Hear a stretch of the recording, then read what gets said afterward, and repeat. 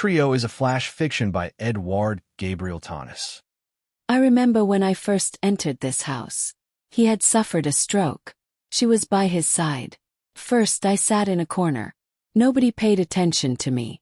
Their son had brought me and then abandoned me here. He was bedridden, speaking with difficulty, and I heard him at night in his sleep. Churches on every street, too many churches, too few saints. He moaned and then spat between fits of coughing and curses. I don't know if he was talking to me.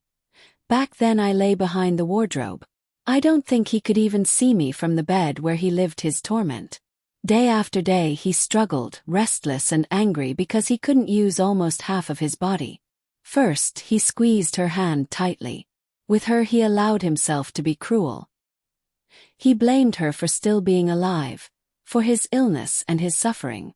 She smiled, stoic and serene. Nikolai one more spoonful.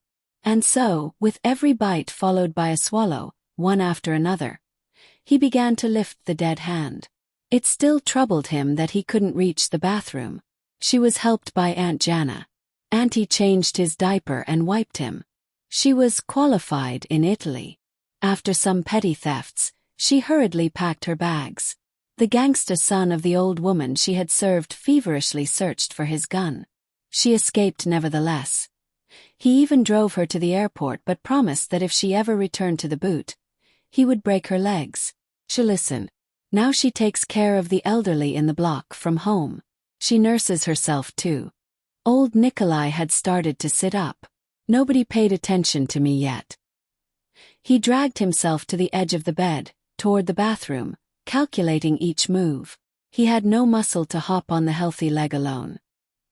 He forced the sick leg, moved it with his right hand, leaning with his left on the edge of the bed. One day, she pulled me out from behind the wardrobe. Dust had settled on my handle like a spider web. She wiped me with a damp cloth, looked at me like an old ally. "Come, Nikolai wants you," she said. She propped me by the bed. He grabbed me with a trembling hand like an enemy you respect. At first he used me wrong. Too much weight on me, too little on himself. I felt my would creak under the strain. But in time he learned. Me, him, her, we became a strange dance. I held the balance, she held his soul, he held his fury. Days passed and he walked better. The bathroom was no longer a mountain. But he didn't speak much. Only once, when the sun was setting and the light fell slant through the window. He told me, as if I had always been there, "You are more reliable than many people." She laughed, but her eyes were wet. He recovered. Partially. In the house, the mirrors were covered. She did not let him see himself.